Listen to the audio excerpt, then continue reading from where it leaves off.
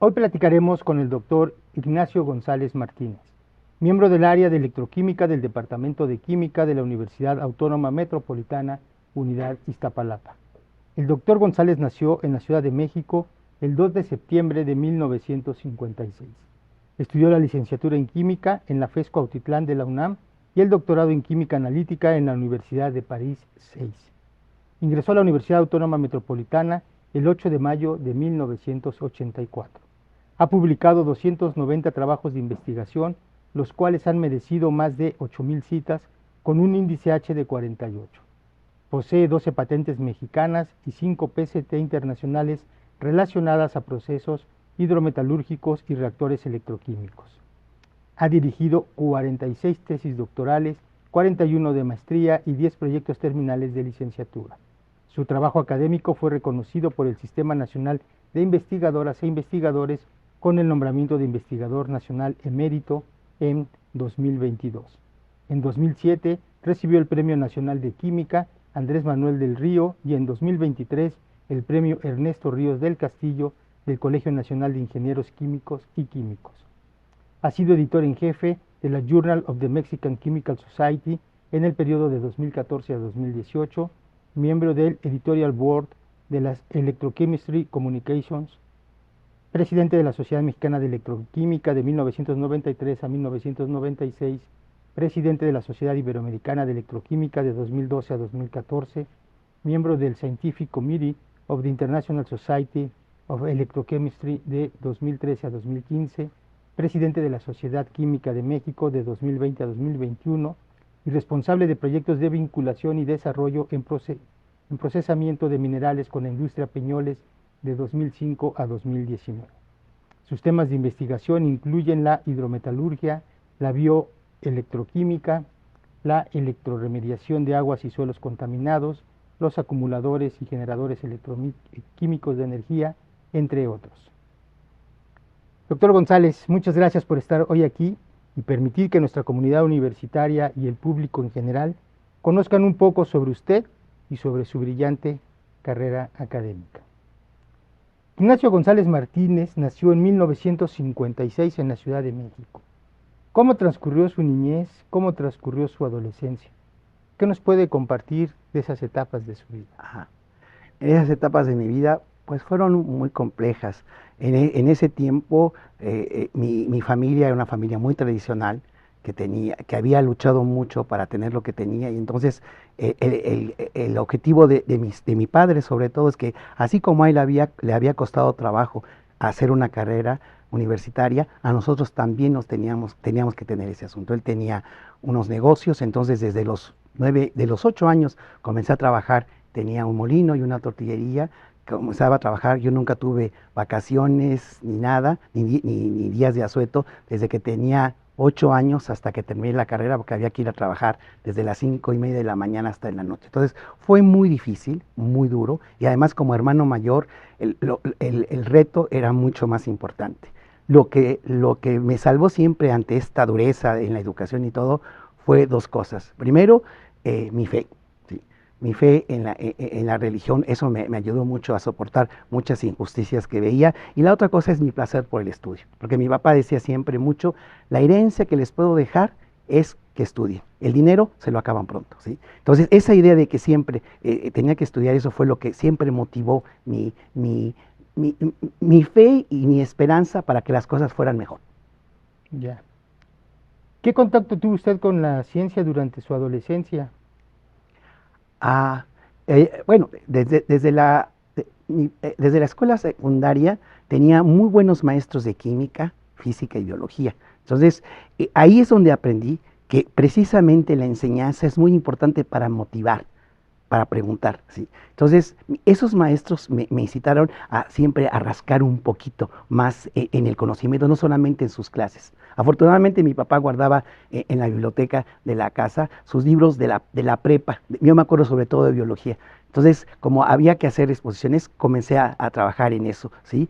A leer y todo. Entonces comencé a hacer mis primeros experimentos, que ahora les llamo verdaderamente, ¿cómo se llama? Ideales, ¿no? O sea, mi mamá tenía algunas plantas, entonces lo que hacía, me gustaba abrir los ovarios grandes de las flores para entonces ver cómo estaban los óvulos y ver si podía hacer cruzas sin ningún conocimiento. Entonces, ese fue mi primer, en la adolescencia. En física tuve un maestro muy bueno, en donde desde ahí nos comenzó a hacer, a dejarnos proyectos. Y yo me acuerdo que ahí comenzamos a hacer un proyectito, estamos en la secundaria, ¿no? Para descomponer la luz y ver todas estas cosas de Newton. Entonces eso fue lo que motivó en la adolescencia. Y ya en la prepa sí, ahí fue el detonante de qué quería yo hacer, ¿no? Efectivamente. Otra vez mi maestra de química, mi maestro de biología, ¿sí? De hecho yo quería estudiar bioquímica, ¿sí? Inicialmente, y quería estudiar biología. Nos dejaron, en lugar de hacer estas cosas terribles de monografías donde copiabas, ibas a la biblioteca y copiabas, lo que hacía, nos dejó un proyecto, ¿sí? Entonces yo me acuerdo que, y eso detonó mucho, muy importante, que ya casi no hay, ¿no? En mi tiempo no había toda la globalización que teníamos, ¿no? Estaba la biblioteca del Congreso ahí en Tacuba, en la calle de Tacuba, enfrente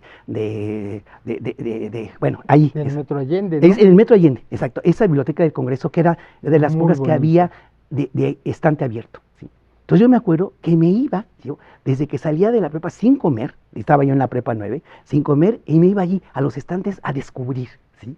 Entonces yo me acuerdo que me dijo el profesor, dijo, ¿ustedes aquí quieren hacer una monografía o hacen un proyecto de investigación? ¿Sí? Entonces cuando dije, bueno, vamos a ver, lo bueno es que yo tenía, mi amiga Elsa de la prepa, su hermano era profesor en la ISIC y tenía un laboratorio a su cargo. Entonces dije, vamos a hacer un experimento.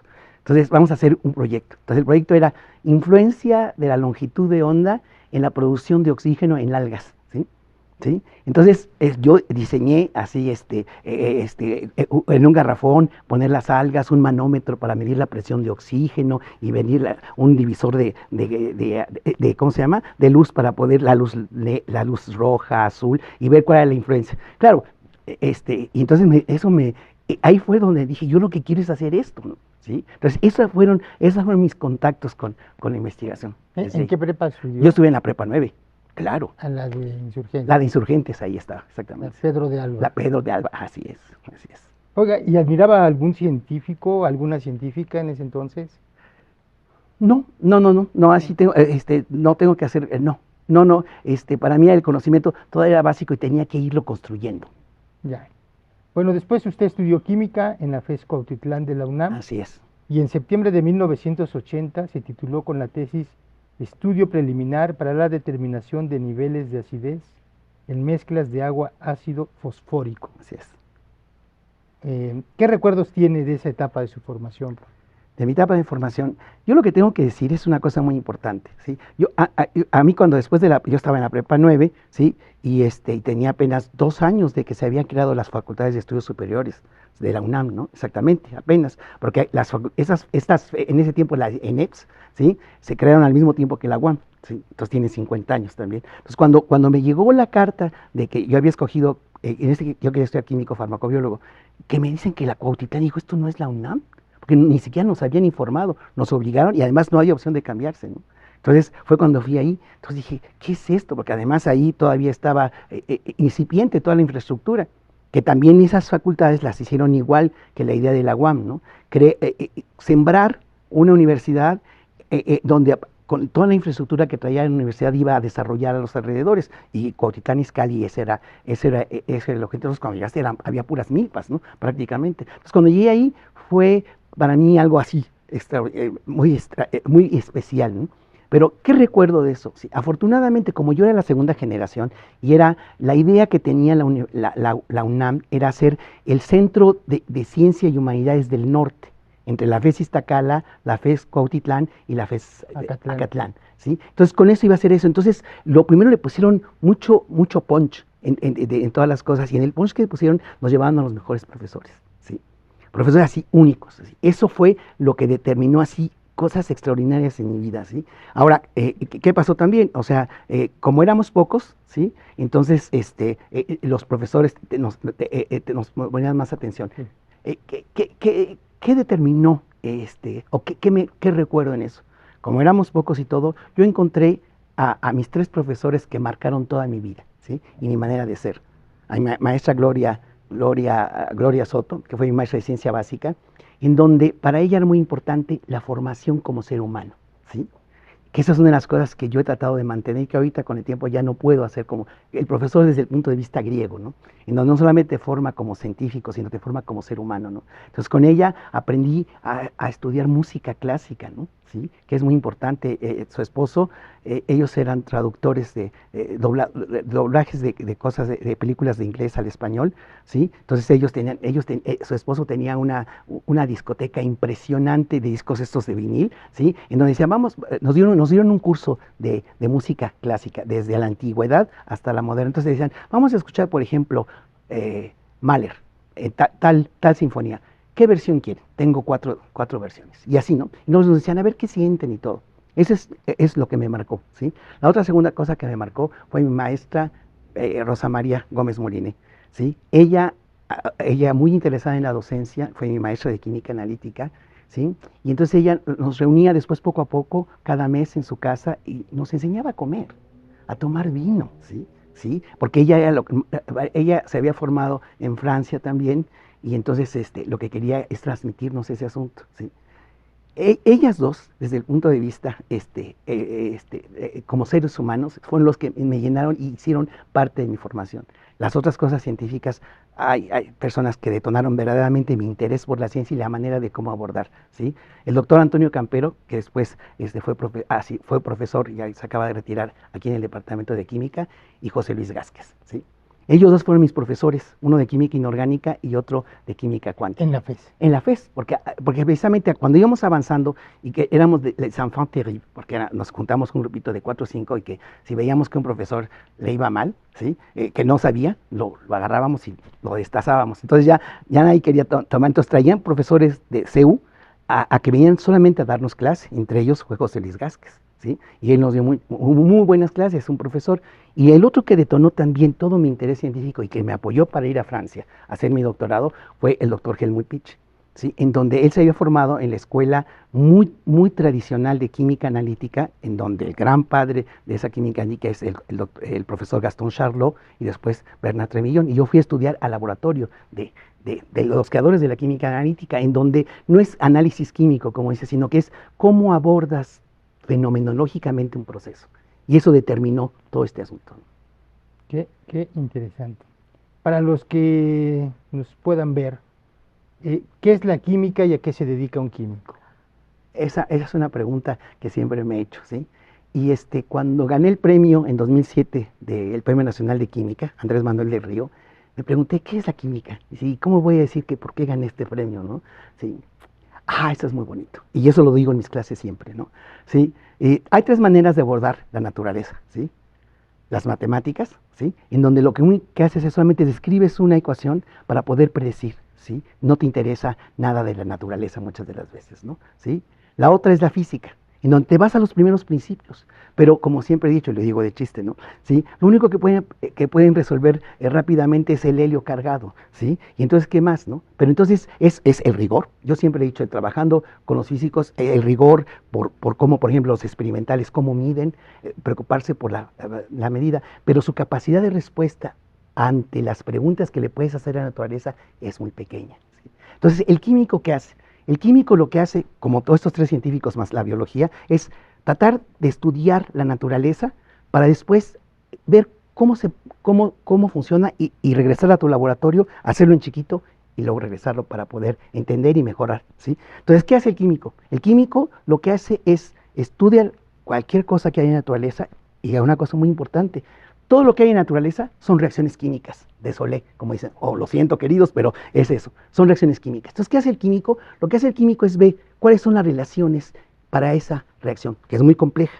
Lo que tiene que hacer es venir al laboratorio y tratar de hacer el esquema más sencillo para entender con modelos muy aproximados que los matemáticos y los físicos se ríen de nosotros. Se hace una aproximación, perdón lo que voy a decir, pedorra, ¿sí? Por no decir otra cosa, ¿no? ¿Sí? Es muy pedorra, pero nos funciona. Entonces, ¿qué hace el químico?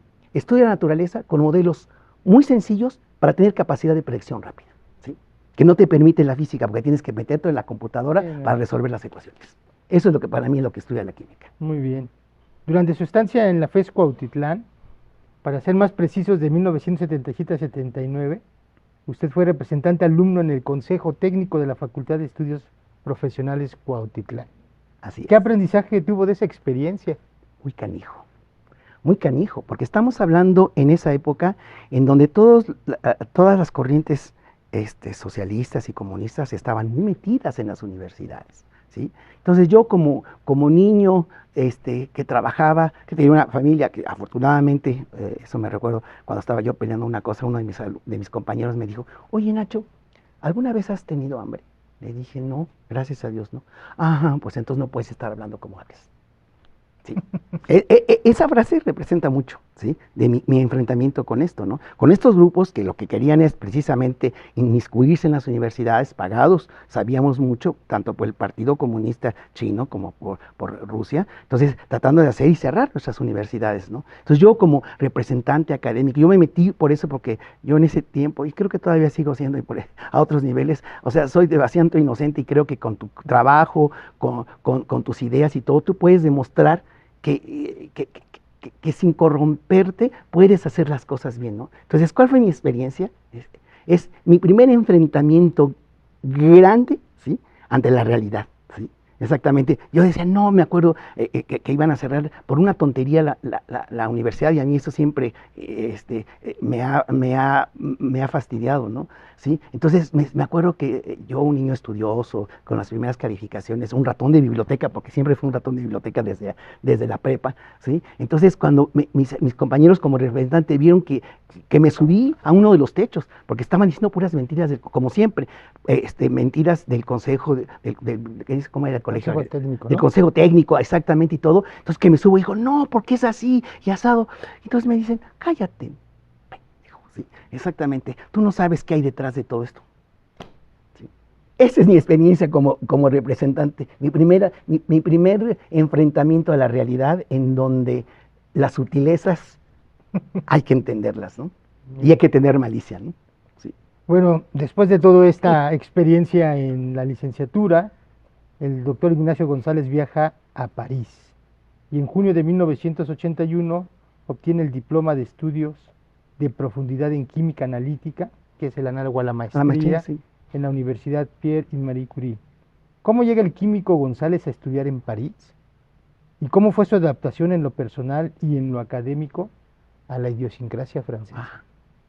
Sí, además tenemos que poner en contexto, ¿no? Claramente. O sea, en ese contexto no había globalización, ¿sí? Sí. Entonces, y además no había globalización, entonces no sabías. Te imaginabas por lo que leías en los periódicos que había, ¿sí? Y la otra cosa, todavía no hay globalización y entonces todos los países, lo ves ahora con retrospectiva, todos los países europeos que son tan chiquitos, ¿sí? Para mantener su idiosincrasia en toda esa diversidad, tenían que ser demasiado cerrados, ¿no?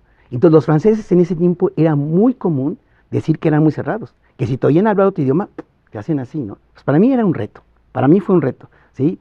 Pero hay una cosa que me ayudó mucho, ¿no? Primero, la persona que me recomendó para irse al laboratorio, que era Helmut Pitsch, me preparó en muchas cosas, sobre todo me enseñó ¿cómo se llama? A los primeros exámenes que iba a tener en el DA y todas estas cosas, me preparó y todas estas cosas para tener idea. Pero además, bueno, entonces, pero cuando llegué, yo me acuerdo, y eso se los digo cuando apoyo a alguno de mis alumnos a que se vaya a hacer su doctorado fuera, ¿no? O su maestría. Yo me acuerdo que yo salí aquí el 16 de septiembre de 1980 en Aeroméxico, ¿sí? Y llegó el avión el 17 a Orly, que era el único aeropuerto que había. Todavía estoy hablando de 1980, ¿sí? Entonces llego y dije, a ver, ¿qué pasa, sí? Yo aquí nadie me conoce, ¿sí? Entonces, como nadie me conoce, y además digo que sé hablar francés, pero no es cierto, hasta que no vea. Entonces, ¿qué voy a hacer? Voy a hacer una idea de que el avión es mi madre que me está dando a luz. Entonces, ¿qué hacen los niños chiquitos? No tienen memoria. ¿Qué hacen? Aprenden haciendo, ¿sí? Entonces, mi pasado no existe. Porque entonces me dice, llévate tus chilitos, llévate tu molito. Al diablo, qué chilitos ni molito. Dije, no, yo voy a conquistar esto. ¿Sí? Así, ¿sí? Y entonces así llegué, exactamente. Yo llegué y entonces comencé y dije, yo me tengo que integrar. Entonces, mucha gente va y va a la Casa de México en París, está la cita internacional, entonces muchos países tienen la casa en donde apoyan a los estudiantes de ese asunto. Dije, yo no voy a eso. ¿Sí? Mexicanos ya conozco mucho en México. Yo voy aquí, a donde sea, que me manden, aunque sea un lugar chilapastroso, yo voy ahí para aprender francés. Yo tengo que practicar francés. Y hoy hablar español, y dice, ay, no entiendo. O sea, y como tengo mi cara como de egipcio, y eso me han dicho, me decía que yo hablaba árabe, ¿sí? ¿Sí? Entonces, no, ¿hablas español? No, yo no sé. Entonces, eso me ayudó mucho, ¿sí? Yo lo que quería era integrarme, ¿sí? Definitivamente. Yo dije, no, yo tengo que conquistar esta cultura. Al principio así, te sientes así, que das la mano. Una anécdota que cuento para que vean la diferencia. Me acuerdo, cuando ya comencé a hacer, que me costó mucho trabajo, mi compañero de doctorado, ¿sí? Una vez se me ocurre darle una palmadita como nosotros, decimos, ay, me caes muy bien. ¿Qué me dice? ¿Qué te pasa? Dije, ¿cómo que qué me pasa? ¿Por qué me estás tocando la espalda? No, discúlpame, ¿qué quieres? Me dijo, no, es que en mi país lo que hacemos es que cuando te caes bien te haces, dices, no, aquí no lo hagas. Ese es un ejemplo, ¿no? ¿Sí? De muchos, entonces ese contraste, o una de dos, o te hace retraer, ¿sí? O por inseguridad te comienzas a rodear, y eso veía muchos grupos en donde seguían hablando español y hablaban muy poco francés. A mí al principio se burlaban de mí, hacían todo, no me importa, es eso. Entonces esa actitud me ayudó mucho. Ahora, ¿cómo fue para integrarme a los estudios? O sea, uno va muy sabroso, y además yo daba clases de química analítica, ¿no? Pues sí, o sea, sí, ¿no? Vas muy sabroso, te sientes así como que en tu país que eres el chilasperas de la película, ¿no? Porque ya tienes ahí eso, ¿no? ¿Sí? Porque además me fue muy bien, fui exitoso y todo, entonces te sientes, pero porque sabes cuál es el sistema, y ya sabes cómo manejarlo. Y lo que no te dicen es que cuando llegas, sí, vienes a competir con gente que ha trabajado con un sistema totalmente diferente, que los exámenes son diferentes, las maneras de preguntar, y eso que mis profesores en Cuautitlán, 12 ellos eran de educación francesa, pues ellos nos hacían exámenes así. Aún así, yo me acuerdo de una materia que impartía el profesor Tremillón, que era el primer alumno del profesor Charlot, que los que saben química analítica saben que era la neta del planeta. Entonces, hago el examen y ya había hecho ejercicios, y daba clases de eso. Antes de irme, ¿no? Entonces yo muy sabroso, a mis compañeros extranjeros hasta les ayudaba ahí, ¿no? Hago el examen. Ay, Dios mío.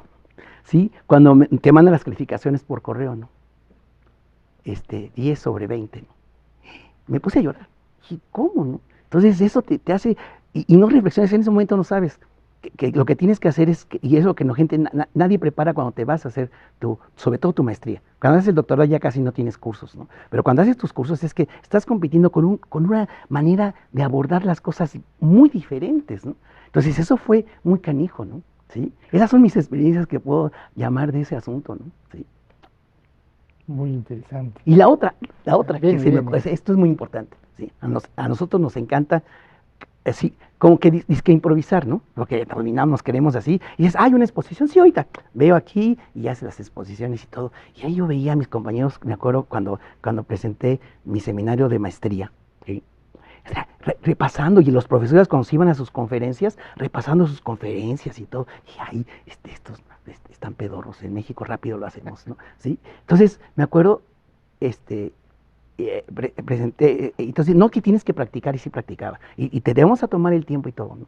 ¿Sí? Porque eso es muy importante, ellos son muy respetuosos de eso, ¿no? Entonces, hago mi exposición, ¿sí? Me tardo, o sea, cuando da la hora, iba acá a la mitad de la presentación, y dice el profesor Tremillón, me dice, señor González, termine, porque esto es una falta de respeto a todos sus compañeros. Es otra cosa que aprendí mucho, ¿sí? El respeto. 2 años después, sí, en octubre de 1983, se doctoró en la misma universidad con una tesis en electroquímica. Para los que nos escuchan, ¿qué es la electroquímica y para qué es útil? Para todo. Justo cuando decía, o sea, uno no se da cuenta porque lo haces, y lo haces porque te gusta, y no te preguntas qué es ni para qué, ¿no? ¿Sí? Entonces, insisto, para mí haber ganado sorpresivamente, porque siempre, para mí todos los reconocimientos y los premios vienen mucho más tarde de lo que debería ser o podría ser, ¿no? Entonces, cuando gané el premio de la Sociedad Química de México, me quedé sorprendido. Entonces, cuando me dijeron, tienes que dar una conferencia, dije, a ver, ¿qué hago, no? ¿Y qué hago como electroquímico, no? ¿Sí? Entonces, ¿qué es la electroquímica? La electroquímica es la ciencia que estudia la transferencia de carga entre un proceso, la transferencia de carga entre conductores iónicos y electrónicos. Eso, guácala, ¿sí? Yo diría, en la naturaleza hay dos tipos de reacciones químicas. Las de ácido-base, o sea, cuando le pones ácido acético y le pones carbonato y burbujea, esas son ácido-base. Y las otras, que es lo que usamos siempre. ¿Cómo producimos electricidad de reacciones químicas, que son las baterías? ¿No? Esos son los dos ejemplos claros. Entonces, esas son los tipos de reacciones. Reacciones que le llamo redox, ¿sí? Óxido-reducción y ácido-base. Entonces, ¿qué hace el electroquímico? Lo que hace el electroquímico, y eso sí ha sido el resultado del éxito en haberme metido en muchas disciplinas, ¿no? ¿Sí? No solamente en las más evidentes como son las baterías, sino que, ¿qué es lo que he hecho? ¿Sí? Digo, a ver, en la naturaleza, pongo un ejemplo, en la extracción de metales, ¿sí? Los metales que te interesan, por ejemplo, la plata en México, viene como sulfuro de plata, como un compuesto que tienes que deshacer, lo tienes que destruir, sacarlo y luego producir la plata metálica. Entonces, ¿qué hice como electroquímico en todas las disciplinas, en todos los procesos que me he involucrado? Entonces tengo que separar la reacción de oxidación del sulfuro, tengo que separar la reducción de plata más a plata cero, la estudio en mi laboratorio con técnicas electroquímicas y luego hago el proceso. Entonces, ¿qué hace la electroquímica? Es eso, es estudiar procesos óxido-reducción para poderlos aplicar a la producción de medicamentos, a la extracción de metales, a la limpieza de aguas, ¿sí? Que he hecho, trabajado en eso, al movimiento de metales en suelos, ¿sí? Y ahora a los acumuladores de energía. ¿Sí? En retrospectiva, ¿qué importancia tuvo para la vida personal y académica de usted haber estudiado el posgrado en Francia? Lo que puedo decir, así para sintetizarlo en pocas palabras, hay un Nacho antes y un Nacho después de Francia. Porque no solo aprendí química y electroquímica, sino aprendí a vivir, ¿sí? Aprendí a adquirir una, una seguridad como ser humano, ¿sí? Porque cuando te enfrentas solo y verdaderamente quieres, eso fue lo que hice, ¿sí? Haces solo es cuando te encuentras a ti mismo, ¿sí? Y entonces ves las fortalezas y las debilidades que tiene tu carácter, ¿sí? Entonces, ¿cuál es mi gran experiencia? Es eso. Y además, asombrarte, o sea, he estado en Europa y es lo que siempre he dicho, ¿sí? Las culturas son muy viejas, ¿sí?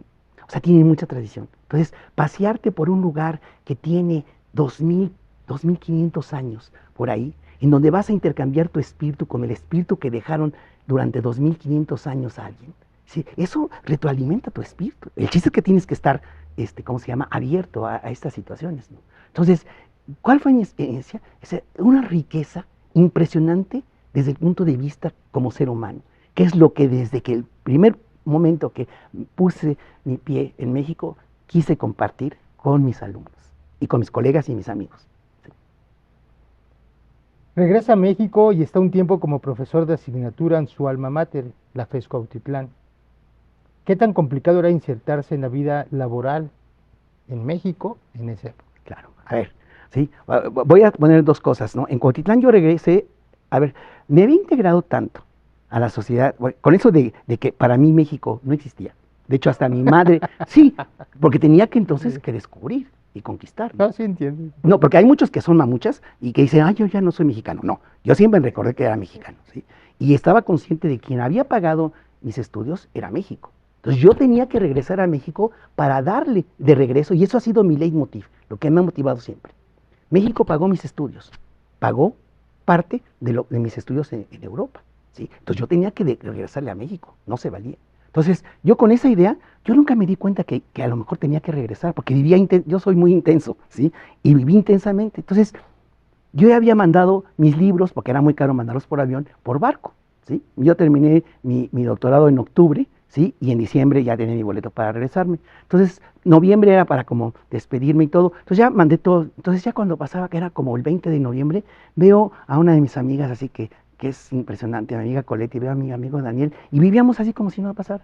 De repente nos damos cuenta, y sin decirnos, me tengo que regresar. Me puse a llorar, ¿no? Dije, no puede ser, ¿no? ¿Sí? Entonces, ¿qué pasó? Entonces dije, cuando llego a México, digo, híjole, pero dije, entonces un amigo me dice, ¿por qué lloras? ¿Sí? Si te vas porque quieres, ¿no? ¿Sí? Porque en México va a ser difícil que encuentres trabajo, ¿sí? Pero ahora, estoy hablando otra vez de 1983. Yo me regreso a México, ¿sí? Si hubiera gustado mi alma, no hubiera regresado. me regreso porque verdaderamente este compromiso que tenía con México tenía que cumplirlo. Y la otra, la UNAM me había pagado, ¿sí? Un complemento de beca. Yo tenía una beca del gobierno francés que me ayudó a, ¿cómo se llama?, a subsistir en el periodo de 1982, en la crisis económica La crisis de López económica. Portillo, que todos los cheques los pararon, ¿sí? De las becas, porque nos recibíamos cheques, los pararon, ¿sí? Entonces, mucha gente se quedó sin beca durante 3 meses. Yo afortunadamente con mi beca del gobierno francés, que era pedorrita, ¿sí? ¿Cómo se llama? Me dio para vivir, ¿sí? Y el complemento de beca que estábamos hablando de los grandes oropeles del petróleo era muy buena, ¿sí? Entonces, fue la UNAM que me pagó ese complemento de beca. Entonces, por ese compromiso fui a la FESCOTITLAN a trabajar. Pero entonces ahí viene, ¿sí? La cosa que también, ¿cómo se llama?, motivó mi manera de trabajar y de la que luego platicaremos, ¿no? Cómo trato de impulsar. Yo llegué a Filosofía. México y dije, exactamente, ¿qué va a pasar? ¿Sí? Si yo llego como muchos llegaron en esa época, que había muy pocos doctorados en México. En 1983, cuando yo llego, hay muy pocos doctorados, por eso fui a estudiar mi doctorado afuera. Había muy pocos doctorados y mucha gente se iba a Estados Unidos, a Alemania, a Francia, sobre todo, ¿no? Sí, entonces, cuando llegaban, había dos cosas, ¿sí? Una, ay, no, pues no hay todos los instrumentos que tenía yo haciendo mi doctorado, entonces no me hago pato, ¿sí? O si no, sigo trabajando como esclavo, ¿sí? De mis profesores de doctorado, ¿sí? Y sigo haciendo poquito y sigo produciendo. Todavía hay muchos que hacen eso, ¿sí? Y al último, ¿sí? Dices, no, yo estaba consciente, dije, voy a llegar a Cuautitlán, en donde apenas tenía 13 años de haberse fundado, ¿sí? Entonces no había mucho, entonces no había ni siquiera doctorado. Y esto va a hacer como varias preguntas, contestar varias preguntas. Llego, está el doctor Jaime Keller, que era el jefe de división de Cuautitlán, ¿sí? Entonces dicen, ah, ya llegó un doctor. Yo sabía que iba a hacer otras cosas diferentes a lo que había hecho, ¿sí? Y entonces investigué qué había en el laboratorio, yo había estudiado ahí, entonces comencé a idear algunos experimentitos chiquititos, ¿no?, que íbamos a hacer para crear una cosa de investigación. Entonces me dice, doctor, ¿por qué no hacemos una maestría, un posgrado? Le dije, perdón, profesor, ¿sí? Perdón, doctor Keller, no podemos hacer ahorita. ¿Cómo le vamos a ofrecer a nuestros alumnos una maestría? ¿Sí? Si no tenemos investigación, deme chance, yo me comprometo que en 2 años hacemos algo y en 2 años, no. Entonces comenzó a decir, lo que quiere es un laboratorio. ¿Qué quiere? ¿Matraces de oro? Te traigo, ¿sí?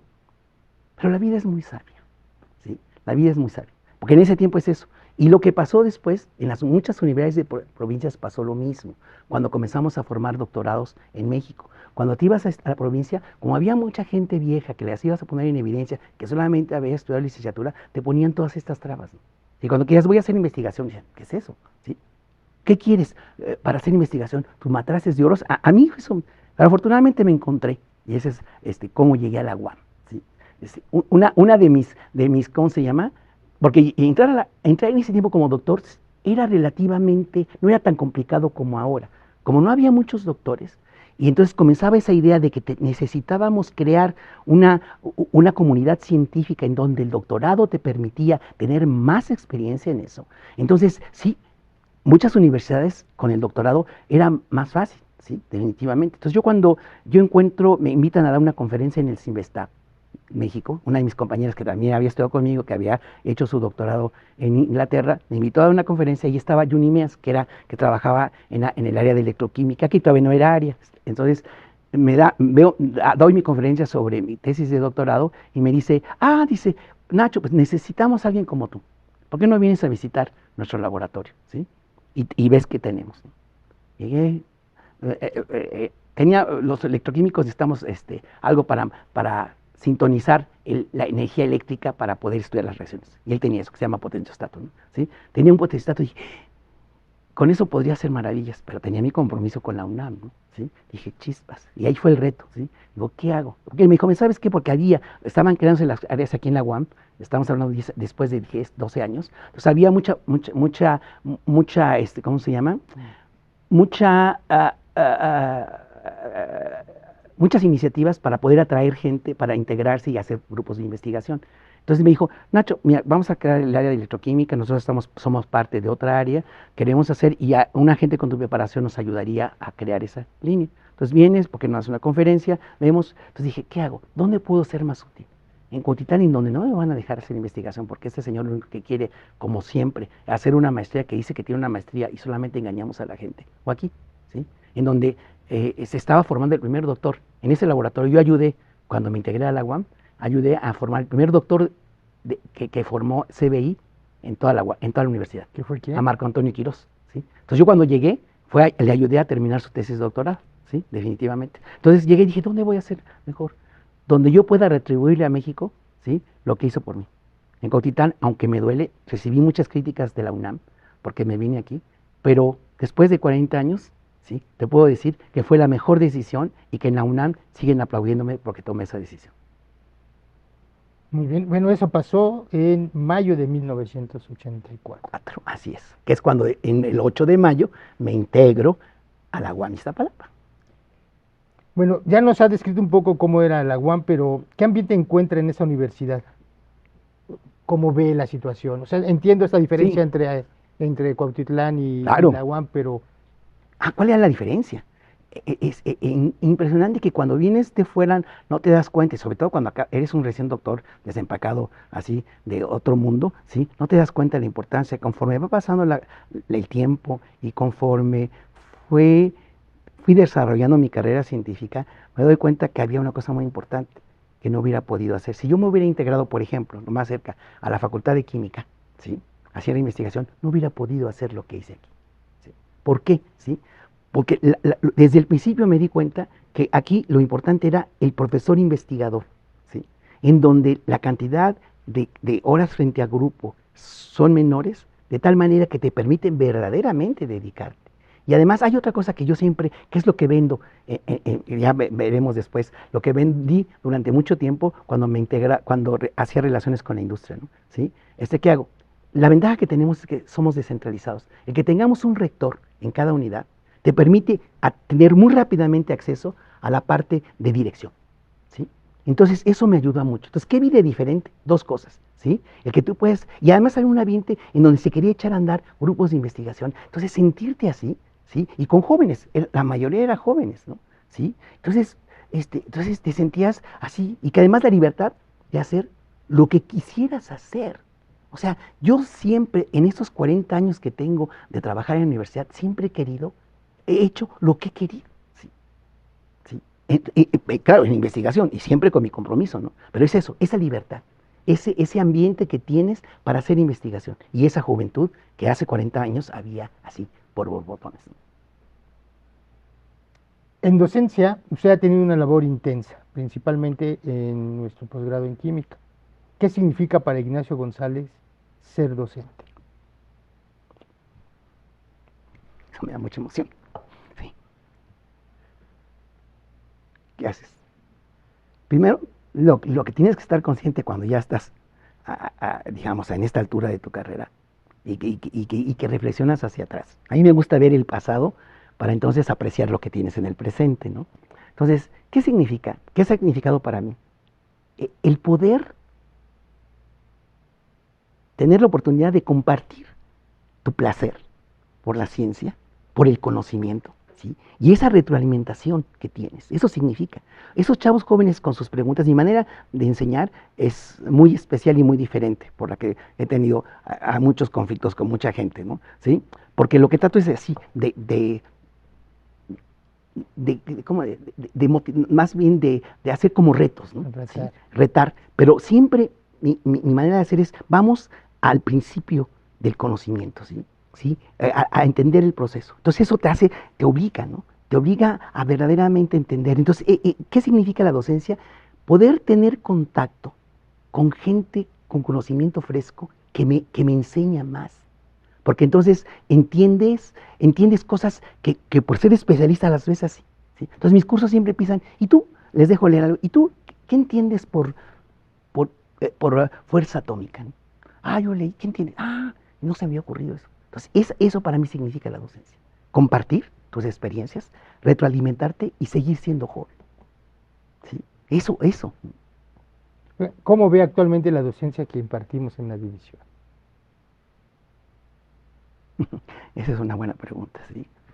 A ver, precisamente a ver dos cosas y entonces que yo me desligué. Muy al principio empecé a dar clases en la licenciatura, entonces, y sobre todo en el tronco común, ¿sí? Y eso me ayudaba mucho, para mí es un reto, ¿sí? Era un reto muy grande, ¿no? ¿Sí? O sea, siempre me ha dado, yo le tengo mucho respeto a la enseñanza, ¿no? Y me da mucho miedo hacer cosas que deformen en lugar de formar, ¿no?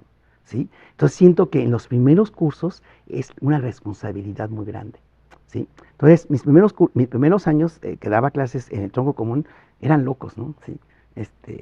Locos porque para esa época lo que puedo decir es que mis exámenes con clases, con curso, con grupos de 60, 70 alumnos, los exámenes los hacía a casa, ¿no? Casi nadie pasaba, porque eran de conceptos, ¿sí?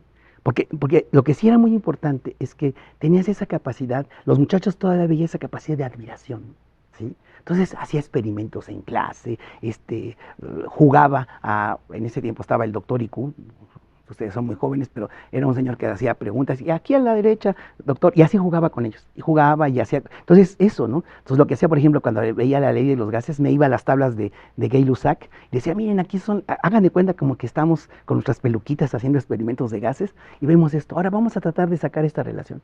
Y le entraban bien. En cambio, pasó con mi relación con la industria, dejé de dar clases en la licenciatura porque muchas veces tenía yo que ir de un día para otro a la planta de Peñoles, a tal lado, entonces era muy difícil conseguir, o sea, cambiar las clases. Entonces di clases en el posgrado, que es diferente, y luego ya cuando terminé eso, volví a dar clases de la licenciatura. Yo me acuerdo, sí. Y es eso, ¿no? Es como, o sea, ahora sí, yo bailo al ritmo de la música que me toque, ¿sí? Y yo me acuerdo cuando volví a dar clases de química analítica, que después ya va de eso, ¿sí? Me acuerdo que estaba dando clases, ¿sí? Estaba así, todos así, ¿no? Entonces llegó un momento, ¿sí?, que les dije, chingados, ¿sí? ¿Qué quieren que haga? Que me baje los pantalones, claro, ahorita me vayan a la cárcel, y que les enseñe mi trasero ¿cómo se llama? Para motivarlos, ¿sí? Entonces eso fue lo que determinó que ya le tuviera miedo a dar clases de licenciatura, ¿sí? Entonces que tendríamos que cambiar, que no cambiamos, ¿sí? Durante muchos años en la UAM, ¿sí? Nuestra manera de dar clases, viendo cómo iba evolucionando, ¿sí? Y seguimos muchos dando clases como hace 40 años, cuando ahora las motivaciones de los chavos y todo esto son diferentes. Entonces, ¿qué tienes? Hay un desfase. ¿Y cómo veo la educación? Que hay un desfase, ¿sí? Que muchos esfuerzos que están haciendo, pero estas personas, contándome yo, ¿sí?, que no tienes muchas habilidades en la parte de computación y todo, ¿sí? Y con chavos en donde yo veo ahora a mis sobrinos, ¿no? ¿Sí? ¡Qué barbaridad! Les preguntas una cosa, vamos a la biblioteca. Ay, tío, aquí, mira, ¿sí? Entonces esas cosas, ¿cómo las veo? Las veo desfasadas, ¿sí? Y además, yo diría, ¿cómo le vas a hacer? No sé, porque yo ahora estoy ya muy desvinculado de cómo está la manera de pensar de los chavos, ¿no? Y cómo vas a motivarlos, ¿sí? Entonces, ¿cómo lo veo? Desfasado, en resumen.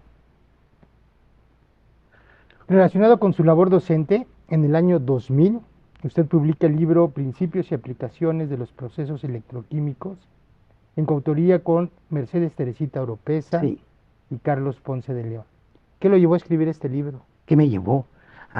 Yo siempre he respetado, ¿sí? Con eso que dicen que para que te puedas morir tienes que tener un hijo, okay, hacer un libro y quién sabe qué más. Sembrar un árbol. Voilà, esa cosa, ¿sí?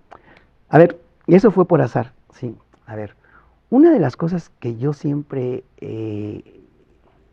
claiming, que yo he tratado de decir siempre, es que nuestra ciencia, que la paga México, tienes que hacer algo para retribuirle a México, ¿sí? O sea, es muy importante que nuestra ciencia, aunque sea de manera de ladito y todo, tenga que ayudar al desarrollo de México, ¿sí? Entonces ese curso fue un curso que dimos para la industria Peñoles, que fue nuestros primeros acercamientos, así como para enamorarnos, que nos enamoramos, padrísimo, ¿no? ¿Sí? Fue eso, ¿no? Entonces hicimos un curso de ingeniería electroquímica, ¿sí? Que era mi reto, porque siempre una cosa que critico en la ciencia, y en la ciencia que hacemos, es que hacemos ciencia para hacer portadas de revistas, si te sientes así como el muy nalguísima del asunto, ¿no? ¿Sí? Pero ¿eso para qué sirve para México, maestro? ¿Sí?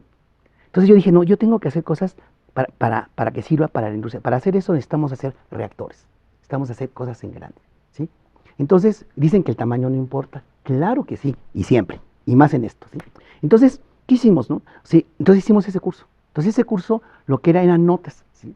Pero Teresita, que era muy animosa y todo, Teresita fue mi alumna de maestría y que precisamente con esa idea de hacer cosas industriales la mandé a hacer su doctorado a una de las mejores universidades para hacer ingeniería electroquímica. Y Carlos Ponce de León, que fue también mi alumno de maestría, lo mandé a hacer electroquímica industrial en la mejor escuela de Inglaterra haciendo eso. Entonces los tres dimos ese curso. La idea era que eso fuera como detonante para hacer y motivar la, la, la, la química la electroquímica de reactores para hacer cosas grandes, ¿no? ¿Sí? Eso era la motivación. Pero ¿por qué ahora lo escondo y no lo publico? ¿Por qué? ¿Qué pasó? ¿Sí? Claro, estamos hablando antes de la globalización, ¿sí? Entonces, no había, cuando hicimos los cursos, está muy bonito, ese curso está muy bonito, ¿sí? Uh-huh. Todas las ecuaciones matemáticas y todo, que en ese tiempo había que poner una esferita en la máquina de escribir para poder sacar las alfas, las gamas y todo, ¿sí? ¿Quién sabe qué hicieron? Y nunca nos dieron las pruebas de Galera. Cuando veo publicado eso, ni siquiera podía llevarme al baño porque iba a echar un pedote, ¿sí? Definitivamente, ¿no? ¿Sí? Eso era terrible, ¿sí? Entonces, por eso me da mucha tristeza. Teníamos mucha ilusión de eso, ¿sí? Pero me da pena ese libro, ¿sí? Y 2 veces les dijimos, pues nosotros hasta pagamos de nuestro dinero para hacer la corrección, hacer todo. ¿Sí? ¿Por qué me preguntan? No comments. No comments. Voilà. Sus resultados en investigación los ha reportado en cerca de 300 publicaciones Así es. en revistas especializadas. ¿Nos podría compartir algunos ejemplos de proyectos de investigación en los que ha participado? Aquellos que a la distancia estén más cerca de su corazón. Ay. O sea, como trabajo por el placer. Sí. Exacto. Todos. Pero bueno, platicaré de varios, ¿no? Exactamente, sí. A ver, una de las cosas, yo me acuerdo cuando alguien me propuso para un fellow de la International Society of Electrochemistry, mandó mi currículum y discutieron, y yo estaba en una comisión de la International Society of Electrochemistry de otro lado, entonces alcancé a ver el informe de los revisores para ver si me daban el fellow, ¿sí? Dijeron, no, pues la producción es muy buena, todas esas cosas, pero no es especialista en nada, ¿sí? Exacto, porque mi reto, ¿sí?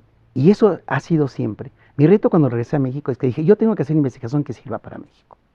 Entonces, ¿qué pasó? ¿Sí? Y además tengo que formar, ese era mi sueño y ya lo logré, eso sí te lo puedo decir, ¿sí?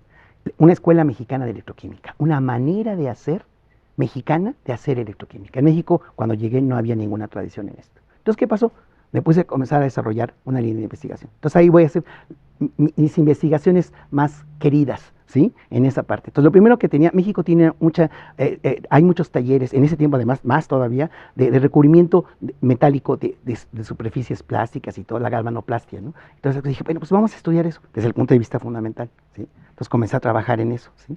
Entonces, ahí fuimos los pioneros, ¿sí? En estudiar cuando pasas corriente haces el depósito de un metal, ¿sí? O sea, cobre, el níquel, oro, plata, ¿sí? Entonces, ¿qué haces? Si tú entiendes el primer proceso así, eso le llamo verle los calzoncitos a los electrones, ¿no? Ver las primeras etapas donde están formando los núcleos. Entonces, nosotros fuimos los primeros, ¿sí? En estudiar todo el proceso, desde comienzan a formarse los átomos iniciales y cómo crecen, entonces cómo generar y predecir superficies muy brillantes para reflejar la luz, o superficies muy porosas para absorber la luz y hacer, por ejemplo, absorbedores de energía solar, ¿sí? Eso lo hicimos, ¿no?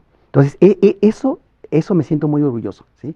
Y entonces ahí, ¿qué hice? Formé 4 o 5 estudiantes de doctorado, ¿sí? Después lo que hice, porque yo no quería hacerle sombra y quería hacer una escuela, ¿sí? Y eso a mí me costó mucho trabajo, ya viéndolo en pena, sí. Ya me quité de eso, para que ellos sean los especialistas, ¿sí? Y Manuel Palomar, que fue el que Margarita Miranda y otros más, pero sobre todo, y Gabriel Trejo, los 3 ahora son los las pelas de eso. Entonces ya me comencé a hacer otra cosa que para mí era muy importante y de la que me siento mucho, bueno, todas no se van a poner celosos mis alumnos, ¿sí? De esa muy orgulloso, es la industria de recuperación de metales, la hidrometalurgia, sobre todo, ¿sí?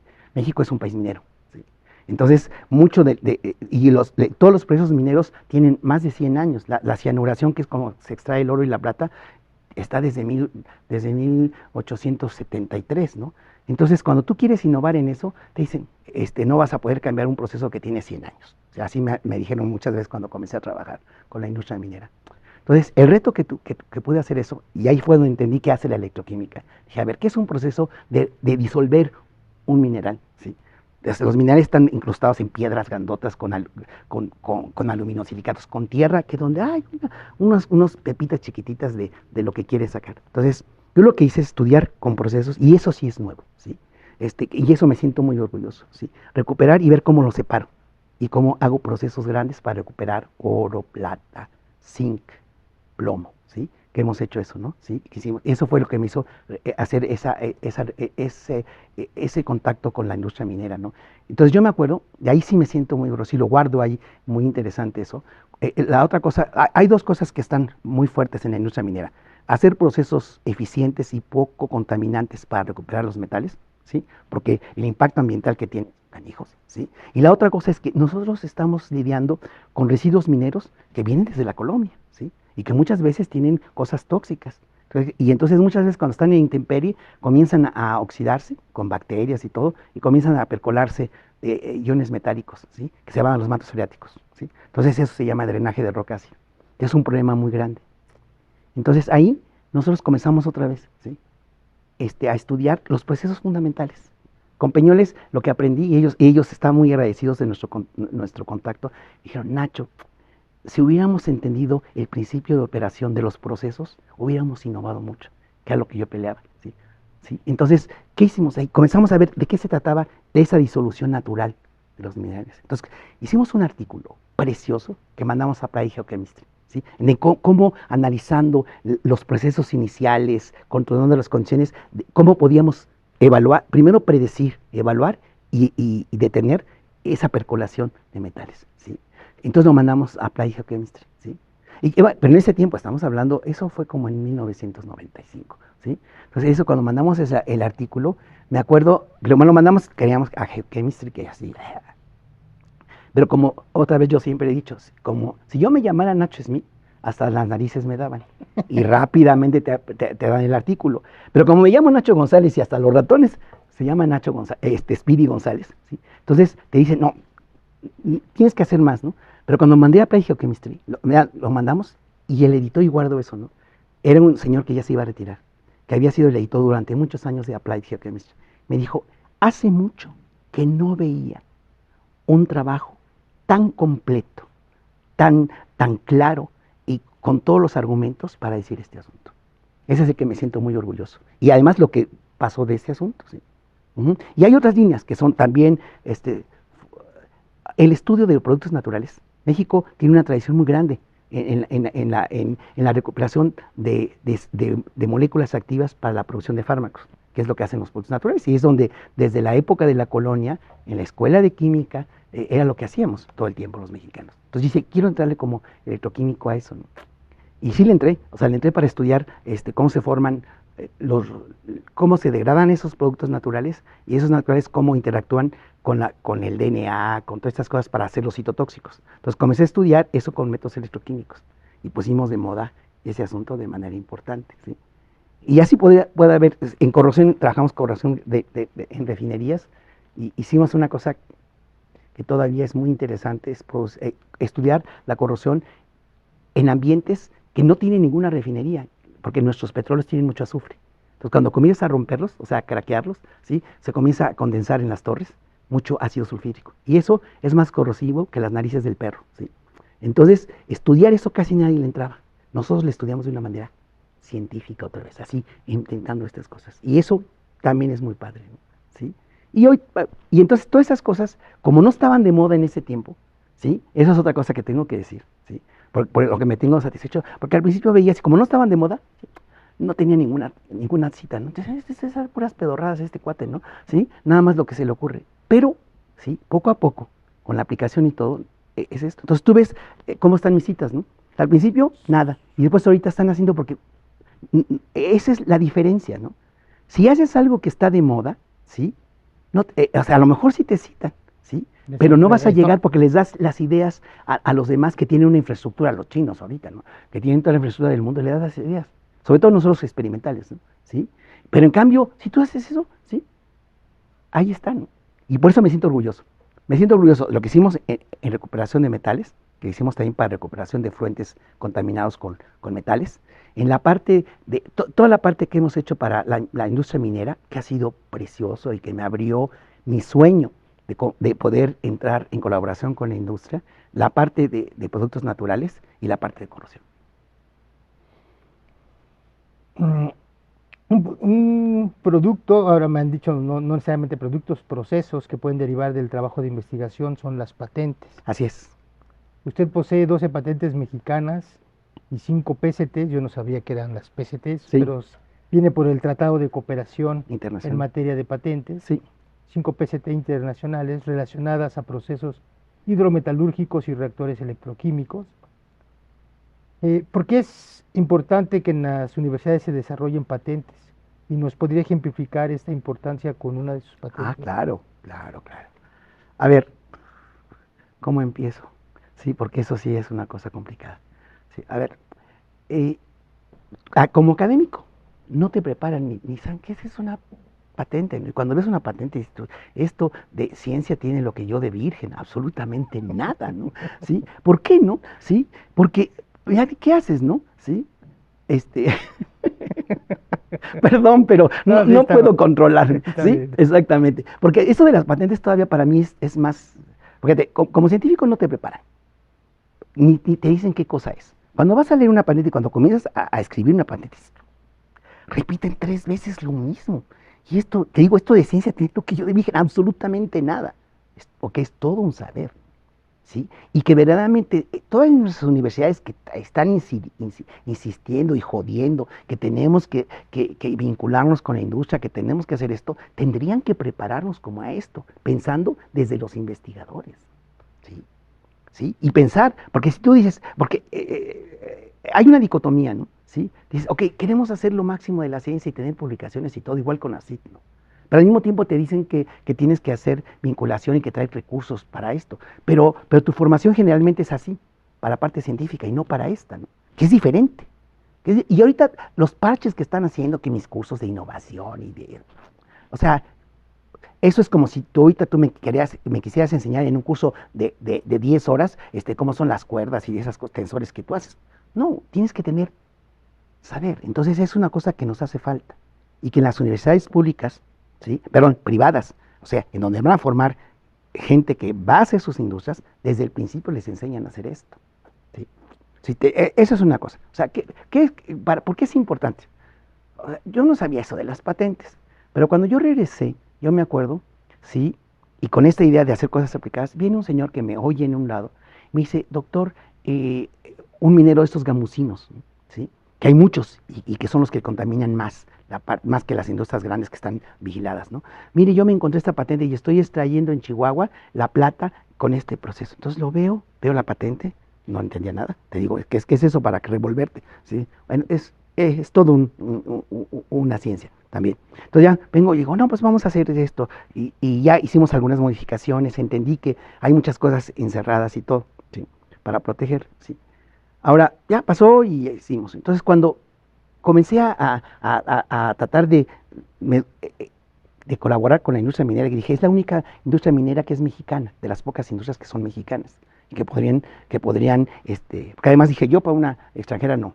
Yo siempre he sido, ahorita ya se me está quitando eso, los golpes de la vida. Era muy nacionalista y dije, no, yo quiero trabajar con. Entonces me voy, las mexicanas, sobre todo Peñoles, Peñoles y Grupo México son las industrias mineras más importantes del mundo en extracción de metales, ¿no?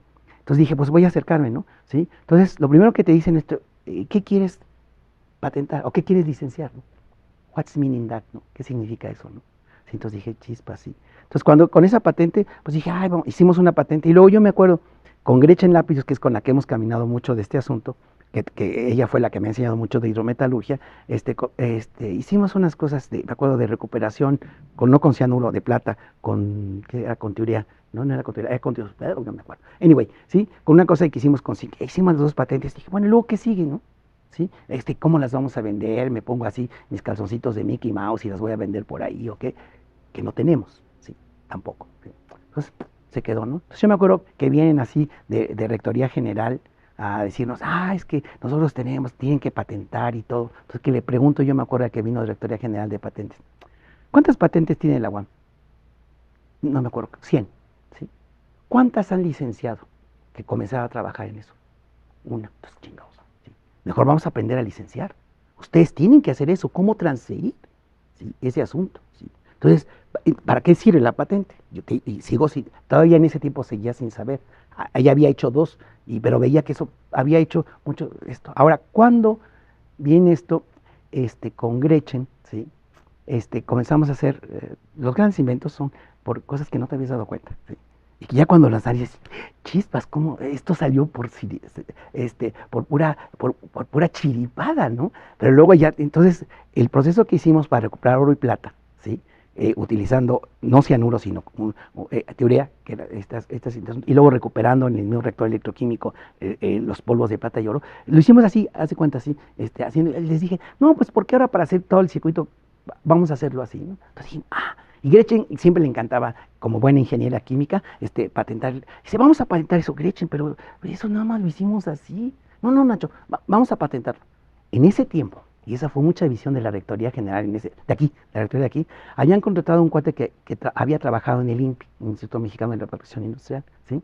Entonces, él nos enseñó a hacer patentes, ¿sí? Así a escribirlas, ¿no? ¿Sí? Bueno, yo no aprendí nada, porque siempre yo no hago nada más que tomar café y platico, como dicen mis alumnos, ¿no? Pero el cuate que estaba, José Luis Nava, que estaba, aprendimos. Entonces hicimos primero esa patente así que estaba así, ¿sí? Pero ya esos de las patentes venden hasta las naranjas del perro, ¿no? ¿Sí? Entonces lo bueno es que en ese tiempo también aquí hacen una campaña de difusión Covia cuando existía y cuando verdaderamente funcionaba para sus labores, ¿sí? Y eso que quede grabado ahí, ¿sí? Entonces, sí, exactamente. Cuando funcionaba con esto, hizo una entrevista diciendo que esa patente era la neta del planeta. ¿Sí? Yo tenía como 4 años tratando de entrar a que me recibieran en Peñoles. ¿Sí? Me habla los cuates con los que era el director del Centro de Investigación y Desarrollo, Ricardo Benavides, con el cual esos 15 años que estuvimos fue mi gran jefe y que aprendimos mucho. Me habla y me dice, Nacho, ¿cómo estás? Y tenía un año que le había mandado una tesis y que le había dicho que si me apoyaba ese dinero y ni un pedo me echaba, ¿sí? Me dice, Nacho, oye, estoy interesado, vimos lo que está en el, ¿cómo se llama? En la entrevista que les hicieron en tal revista, en tal periódico, entonces me gustaría hablar contigo. Y yo, como tenía un cuate que estaba dentro de eso y me decía, ya me había dicho que me iban a hablar, ¿sí? Pero ahí aprendí a ver cómo negociabas con la industria. Y sabía que a la semana siguiente se iban a un congreso de minería. Dije, no, si quieres nos vemos la semana que entra.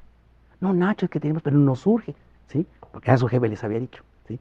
Que tenían que tenían que trabajar con eso, con nosotros, porque esa era una cosa muy novedosa. Que estaban en competencia con Grupo México. Entonces me dice, no, Nacho, no, es que mira, no. Digo, no, mano, ya es que, ¿sabes que además Grupo México ya me habló?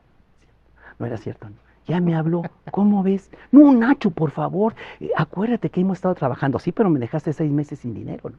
¿Sí? No, pero, no, vamos a hacer, ¿sí? Órale, bueno, ok, ¿sí? Pero entonces, ¿para qué sirvió la patente? ¿Sí? Sirvió la patente porque eso es lo que vas a negociar cuando vas a trabajar para transferir esto, ¿sí? Y la patente era una pedorrada, a ese nivel, ¿no? Entonces yo me acuerdo que dijo, bueno, entonces vamos dentro de 2 semanas. Entonces dije, a ver, ¿sí? A ver, Gretchen, esto lo hicimos así. Tú fuiste la que dijiste que competentáramos. A ver, vamos a ver cómo le hacemos para ver que vuelva a salir, ¿sí? Y así. Entonces, pero ya después, ya cuando ellos decidieron que fue la negociación, que te das cuenta que la UAM no tenía experiencia, y eso que teníamos a un cuate filudo, ¿sí? Como jefe de Covia, ¿sí? Que era el doctor Gustavo Viñegra, que tenía experiencia en transferir de CBS, ¿sí? No pudo con los de Peñoles, ¿no? Para las regalías y todo, ¿no? ¿Sí? Y todo, no sabía nada de eso, ¿no? ¿Sí? Y entonces me acuerdo que, entonces, ¿para qué sirvieron? Entonces esa vez ya me di cuenta cómo eso, porque ellos tenían una oficina que patentaba todo. Entonces, como ellos querían hacer ya el desarrollo industrial de eso, y nos pagaron toda la transición desde el jarrito hasta la planta, ¿sí? Entonces, cada una de las etapas fuimos haciendo patentes, porque lo que tienes que ir haciendo es ¿cómo se llama? Como haciendo la protección de cada una de las etapas para que no dejes oportunidad de que lleguen para eso, ¿no? Entonces, ¿para qué sirven las patentes? ¿Para qué me sirvieron a mí? ¿Sí? Me sirvieron para poder lograr lo que yo soñaba, ¿sí? Es mi relación con la industria. Interesantísimo. Información de recursos humanos. Usted tiene una labor muy destacada, ha dirigido 10 trabajos finales de licenciatura, 41 tesis de maestría Sí. y 46 tesis de doctorado. ¿Qué importancia tiene para Ignacio González formar recursos humanos? ¿Y qué sentido tiene para la sociedad mexicana de hoy seguir formando científicos? Mucho, mucho, ya lo he dicho a través de esta entrevista, ¿sí? Para mí lo más importante es trascender lo que he aprendido para el beneficio de México, ¿no? ¿Sí? Y entonces, esta cantidad, yo no me había dado cuenta que eran muchos, ¿sí? La verdad, muchos estudiantes, sobre todo de doctorado, ¿no? Fue hace como unos 5 años que estaba en una conferencia, que estaban leyendo mi currículum, y el cuate que me conocía me dice, oye, ¿46 doctorados? Le digo, sí, ¿es mucho o poquito? ¿Sí? Así como el Mr. Magoo, no sé si viste alguna vez Mr. Magoo, ¿sí? Un viejito que estaba sin lentes y veía y hacía un montón de cosas y todo, y hacía cosas buenas y malas, y luego se ponía lentes, sí, así me puse los lentes ese día, sí es mucho, ¿sí? Pero hoy lo hice sin querer, ¿sí? Porque precisamente con esa idea de formar y que adelante vengan y vamos a hacer, ¿sí? Y entonces crear, o sea, para mí, lo he dicho, si dando clases, enseñar es verdaderamente hacerte responsable de cuál es tu misión. Es como investigador más, ¿sí? Entonces, te puedo decir, mis 46 alumnos, y esa es la importancia, ¿no?, de doctorado, son gente que lo que he tratado es como enseñarles no solamente la ciencia que era en ese momento, sino cómo abordar, ¿sí? Y cómo en los primeros, cuando tenía más tiempo, en mis primeros alumnos, te puedes decir que además los formé como seres humanos, o traté de incidir un poco en esa parte, ¿no? Entonces la importancia que tiene es eso, o sea, porque ellos se van a integrar, ¿sí?, a formar más gente. Entonces para mí es muy importante, porque yo siento que la única manera que te puede, o sea, tal vez mi mundo es muy corto, pero la única manera en la que te puedes satisfacer es el placer del conocimiento, ¿no? Y la investigación, ¿sí?, te da ese placer, ¿no?, que te hace mantener vivo, ¿sí? Entonces, y eso hace que entonces veas tu entorno de manera diferente. Entonces, la importancia que tiene para mí la formación, sobre todo de doctores, es eso, ¿sí? Crear ciudadanos que puedan percatarse de lo que es la vida, ¿no?, de lo que es tu entorno, ¿sí? Y hacerlo hacia los lados, ¿no? Y ahora sigue siendo importante, pero tendría yo que tener otros métodos. Cada vez tengo menos alumnos porque me desespero más. ¿Qué consejo le daría al estudiantado interesado en cursar un plan de estudios en alguna ciencia básica o en alguna ingeniería? ¿Qué consejos?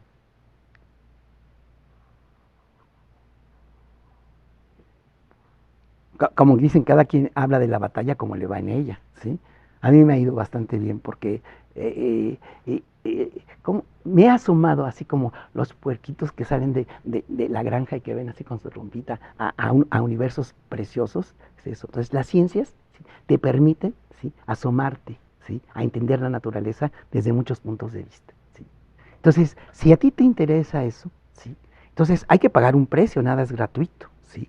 Entonces, las ciencias son las ciencias exactas, ¿sí?, las ciencias naturales, que siguen siendo exactas, todas las ciencias son exactas. Yo digo, las ciencias que estudian la naturaleza, ¿sí?, química, física, matemáticas y todas las demás, ¿sí?, son muy complejas, pero te permiten eso. Entonces, ¿qué te diría? Si te gusta, yo diría, si te gusta entender la naturaleza de diferentes naturalezas, paga el precio, ¿sí? Ve que eso es importante, porque al menos te va a ayudar a decir por qué te hace bien comer espinacas y no comer, no tomar Coca-Cola, ¿no?, por ejemplo, ¿no? ¿Sí? Nada más por eso, ¿no? Entonces es eso, pero que tienes que tener, el consejo que tienes que decir es que si quieres estar en la naturaleza, tienes que pagar un precio, ¿sí? Y que ahora, en esto de hacer, sobre todo investigación, la otra vez platicaba con mi sobrino y eso del dinero, ¿no? Ahora, ¿no?, que es muy importante, ¿no? Pues no vas a ganar tan fácilmente el dinero, eso tienes que estar consciente también, ¿sí? Pero el placer que te da el entender lo que hay a tu alrededor es maravilloso. Pero para lograr eso, que tienes que hacer un sacrificio, estudiar las matemáticas pedorras, la física que está y la química que está así, entonces es terrible, ¿sí? Muy bien. Relacionado con la formación de recursos humanos está la formación y desarrollo de grupos de investigación. Sí. ¿Nos puede comentar cuál ha sido su influencia en este rubro? A ver, yo creo que si esa pregunta me la hubieran hecho hace todavía 10 años, yo hubiera dicho no sé, ¿sí? Últimamente, como ya así siempre en la carrera profesional vas a la cima y luego ya vas bajando, estoy en la bajada, entonces es el momento en que Es inventario. haces inventario, exactamente. Y sobre todo con estos reconocimientos últimos que digo que vinieron tarde, que yo los esperaba muchas veces. Como ser humano necesitas, dices tú, estoy haciendo esto, díganme, al menos Nacho, gracias, ¿no? Sí, pero no te dice nadie, al contrario, te da una patada en el trasero, ¿no? Pero últimamente que se está haciendo eso, entonces sí tengo que ver en retrospectiva. Y hace poquito me hicieron un homenaje en la Sociedad Mexicana de Electroquímica, en la que yo trabajé verdaderamente, ¿no? Como dije, para hacer una ciencia mexicana de electroquímica, ¿no? Entonces te puedo decir que sí, mi satisfacción fue crear una escuela mexicana de electroquímica, que era mi sueño. ¿Sí? Entonces, ¿qué he hecho? ¿Sí? O sea, con esa diversidad de líneas de investigación en la que hice, se crearon alrededor de eso grupos de investigación que ahora son muy fuertes. Por ejemplo, mis alumnos, parte de mis alumnos que hicieron el doctorado conmigo en esto del procesamiento de minerales con electroquímica, ahora están, uno de ellos es el director y ella fue la directora, Isabel Lázaro, Roel Cruz, los directores del Instituto de Metalurgia de la Universidad Autónoma de San Luis Potosí, que hoy por hoy es el mejor instituto de procesos hidrometalúrgicos de México, ¿sí? Por ejemplo, ¿no? En la parte de metales igual. Entonces, grupos de investigación en varias partes, porque además en ese tiempo hay que decir, sí, todavía, ¿no? Estoy hablando, mis primeros alumnos de doctorado comenzaron a irse en 90 y tantos, ¿sí? Y entonces los primeros, pues había mucha convocatoria en las universidades de provincia que querían como desarrollar la investigación y consolidar sus cuerpos académicos y todo, y los contrataban. Para mí, nunca tuve problemas que mis alumnos se fueran contratados rápido. Últimamente me cuestan hasta 4 o 5 años de que encuentren un trabajo como doctores, ¿no? Y eso es lo desalentador, ¿sí? Porque ya se está saturando, ¿no?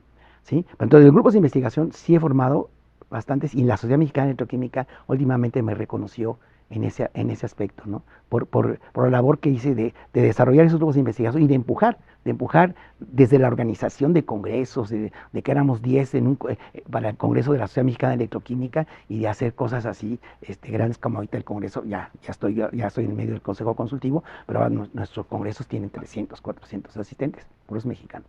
Ya. Usted es alguien que, adicional a la vinculación que ha logrado con la industria, ha realizado funciones importantes que permiten la vinculación académica. En este rubro, permítame destacar su labor como editor en jefe de la Journal of the Mexican Chemical Society. También fue miembro del Editorial Board de las Electrochemistry Communications, presidente de la Sociedad Mexicana de Electroquímica, presidente de la Sociedad Iberoamericana de Electroquímica, miembro del Scientific Committee of the International Society of Electrochemistry, presidente de la Sociedad Química de México, entre otras. ¿Qué tan satisfactorio ha sido desempeñar estos cargos? Mucho, mucho, porque va en la línea, o sea, otra vez, si hablas, ¿sí? Y entonces te comprometes, y si te comprometes, tienes que cumplir, ¿no? ¿Sí? Entonces, si mi reto era verdaderamente hacer una ciencia mexicana de electroquímica y una química, ¿sí? Una química nacional. Entonces, si no te involucras en las asociaciones civiles que reúnen a investigadores de eso, entonces estás en contra de lo que estás diciendo, ¿no? Entonces, para mí ha sido muy satisfactorio, sobre todo mi reto durante mucho tiempo, ahorita con la globalización ya no es válido, pero estoy hablando, pues desde cuando yo me comencé a integrar a la Sociedad Mexicana de Electroquímica fue desde que llegué, en 1984, ¿sí? Entonces comencé a trabajar, yo organizaba así con mis estudiantes y que ¿cómo se llaman? Los programas que los hacíamos a máquina, los trabajos, los hacíamos en hojas grandotas y los pegábamos con PRIT, y luego los disminuíamos así. Trabajé desde ahí. Entonces trabajé con eso, con tal de ir atrayendo gente, ¿no? Crear una tradición para escribir, ¿sí? Mucho para mí era muy importante que los mexicanos no sabemos escribir. Y en ese tiempo decía algo, ¿no? No, pues, sí, ¿para qué escribo? Si yo sé y me van a robar mis ideas. Entonces, por eso la gente no publicaba mucho, no teníamos mucho. Entonces, lo que hice, al menos en la Sociedad Mexicana de Electroquímica, es obligar a que fueran memorias en extenso. Y me las echaba todas. Y entonces yo decía, no, tienes que crear una tradición de que tienes que poner las figuras así, tienes que hacer todo esto. Eso me llevó mucho tiempo, ¿sí? Pero ahora los resultados que estamos viendo son importantes, ¿sí? Y la otra cosa, mi sueño también era, decía, yo parto de una idea, ¿no? O sea, tú puedes saber mucho inglés, alemán, francés, y puedes decir tus logros en esos idiomas, ¿no? Pero no es lo mismo que si todo ese placer que tuviste por encontrar un resultado experimental, un resultado teórico, lo hablas en tu idioma, ¿no? Entonces, por eso para mí, todo mi trabajo de sociedad de las sociedades de la Mexicana de Electroquímica, de la Sociedad Química de México y de la Iberoamericana. Mi sueño era tener así, crear, porque yo siempre he dicho, y ahorita ya se perdió eso, ¿no? Ya se les olvidó a mis colegas iberoamericanos, muchachos, sí, hablamos el mismo idioma. A lo mejor decimos che, pana, cuate, ¿no? Pero hablamos el mismo idioma, entonces podemos hacer una cosa muy fuerte y además colaborando entre nosotros. Entonces, por eso trabajé mucho tiempo en la Sociedad Iberoamericana de Electroquímica, de la que tengo muchos muy buenos, ¿cómo se llama? Muy buenos recuerdos y muy buenos cuates, ¿no? ¿Sí? Entonces eso para mí era muy importante y la idea era que entre grupos nos ayudáramos, ¿no? O sea, no es lo mismo que vayas y que te agarren, la verdad que es la verdad, muy rara vez, es bajo excepciones, que vayas a Estados Unidos y que te agarren como colega, te agarran como alguien que vas a hacer algo más que les interesa a ellos. En cambio, cuando hablan, pues no, mira, aquí me cuesta trabajo que me tardan 3 meses en que me traigan el nitrógeno líquido y que el jefe de división no quiere pagar tal cosa, ¿no? Entonces, colaborar con ellos es una cosa muy importante. Entonces, ¿qué satisfacciones tengo? Es eso, ¿sí? Y ahora, otra vez, al final, el reconocimiento te dice que has actuado bien. Por ejemplo, y además siempre lo que decía es que yo ayudé a consolidar la Sociedad Venezolana de Electroquímica, a la sociedad colombiana. Y ahorita en Colombia, nadie es como profeta en su tierra. Lo que crearon es un premio al mejor electroquímico colombiano que se llama el Premio Nacho González, ¿no? Entonces, esos resultados son importantes. Y menciono más que las internacionales, pues tenía que hacerlo, ¿no? Porque así es, ¿no? Pero esos son los que me siento muy satisfecho. Los resultados en investigación, Sí. docencia, formación de recursos humanos, difusión, preservación de la cultura que usted ha obtenido han sido valorados por la comunidad científica nacional. Sí. Como ejemplo, quiero mencionar 3 distinciones de las varias que usted ha recibido. En 2007 recibió el Premio Nacional de Química Andrés Manuel del Río. En 2023 recibió el Premio Ernesto Ríos del Castillo del Colegio Nacional de Ingenieros Químicos y Químicos. Y en 2022 el Sistema Nacional de Investigadoras e Investigadores lo distinguió con el nombramiento de Investigador Nacional Emérito. ¿Qué significan para usted estas distinciones? Mucho, mucho, exactamente. Porque cuando tu vida gira alrededor, ¿sí?, de esto que es la ciencia, ¿sí?, que no quiere decir que sacrifique otras cosas, porque otra gente me decía cuando me venía, muy al principio, que me veía los sábados y me iba de aquí hasta las 11 de la noche y no tenía coche, ¿sí? ¿Sí? Y decían, pero Nacho, ¿no vives? Claro que sí. Lo que pasa es que tú tienes que decir, ¿sí? Mi tiempo para trabajar es trabajar intensamente y cuando sea descansar, abrir las patitas por todos lados, ¿no? ¿Sí? Entonces, no, o sea, ¿qué significan para mí? Es eso, o sea, y como decía yo al principio, ¿no? Te esfuerzas mucho y muchas de las cosas durante algún tiempo que veías que colegas que hacían mucho menos que tú, que recibían algunos reconocimientos, sí, como ser humano, no es que envidies, pero te dices tú, pero qué, ni modo. Entonces yo ya dije, bueno, mi estrella es que yo tengo que hacer 3 veces más lo que hacen los demás para tener lo que tienen ellos. En ese momento, mi espíritu se calmó, ¿sí? Porque si contara alguna vez mi historia en SNI, es canija, ¿no? De verdad, exactamente. A mí me costó subir cada etapa así, porque mi manera de ser, que siempre cuestiono, que no estoy de acuerdo con que las cosas se digan mal, me ganó muchos enemigos, ¿sí? Evidentemente, en la ciencia política, ¿no? ¿Sí? Entonces, me costó mucho trabajo, y en todas cosas me costó mucho trabajo, pero cuando ya, o sea, ¿cuál es el secreto de la felicidad? Que no envidies lo que tienen los demás. Mejor sé feliz con lo que tienes, y no es que seas conformista. Sí, no. Como decía Gustav Mahler, No tu decía. tiempo llegará, ¿sí? Entonces, ¿qué significan estos? Llegaron más tarde, pero era obvio por cómo fue mi estrella, ¿sí? Pero lo que te puedo decir es que me siento satisfecho porque es precisamente el reconocimiento a lo que di de mi vida en estas cosas, ¿no? Así de emocional como es usted, déjeme hacerle esta pregunta. ¿Cuál considera han sido los momentos más significativos que ha tenido en su carrera? Aquellos momentos que hacen exclamar a uno, valió la pena el viaje. Uf, uf, uf, uf.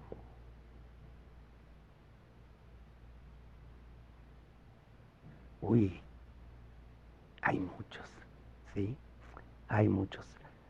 Tendría que resumirlos, pero a lo mejor voy de atrás para adelante, ¿sí? A ver, hace 2 años, ¿sí?, que me hicieron un reconocimiento aquí mis alumnos de No lo doctorado recuerdo. sobre todo, ¿sí? en donde invitaron a 6, de los 46 invitaron solamente a 6 que representaban cada una de las investigaciones. Cuando expusieron no solamente lo que estaban haciendo, lo que hicieron, sino lo que ellos habían aprendido de mí, ¿sí? O sea, entonces, pero aunque estoy muy emocionado, lo abro, no es que sea, bueno, soy muchas, pero también, rien que pour ça, ça vaut la peine, que dice en francés, nada más que por eso valió la pena. Cuando me di cuenta, cuando uno de ellos dijo, con Nacho aprendí, comí mi primera comida francesa, con Nacho fui a tal museo, con Nacho fui a la ópera, ¿sí? Por primera vez en mi vida. Y todas estas cosas, esos momentos, y cada uno de ellos fue diciendo una cosa así diferente, ¿sí? Eso para mí, dije, por esto valió la pena, ¿sí? Haber hecho todo este sacrificio, ¿sí? Cuando estábamos otro que dije que valió la pena, ¿sí?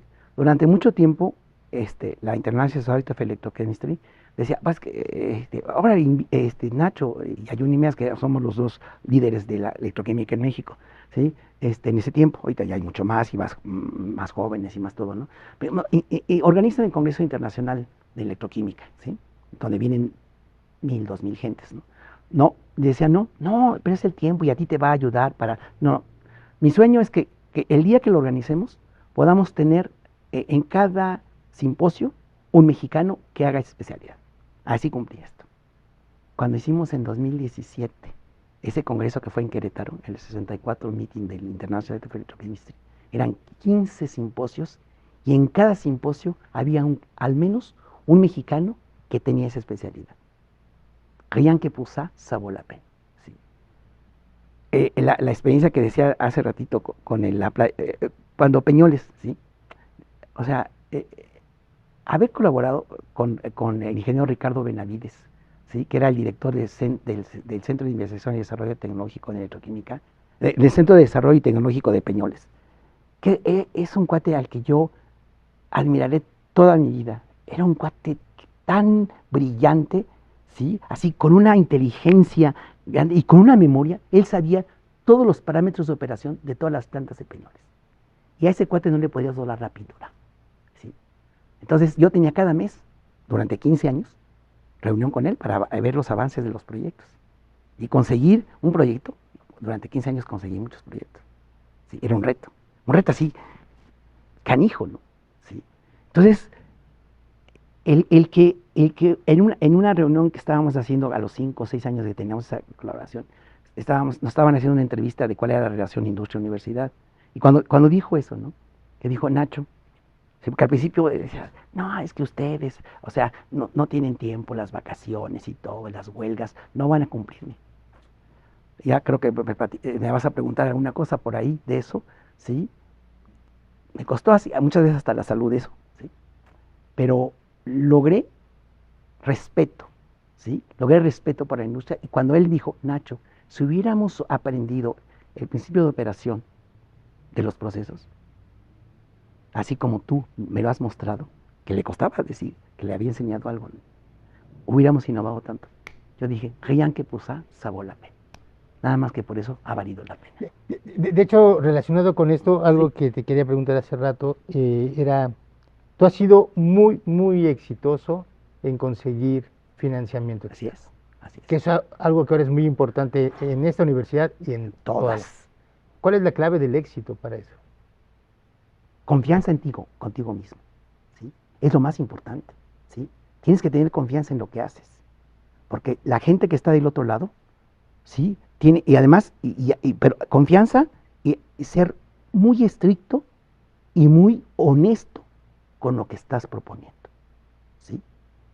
Ese ha sido el resultado de mi éxito, ¿sí?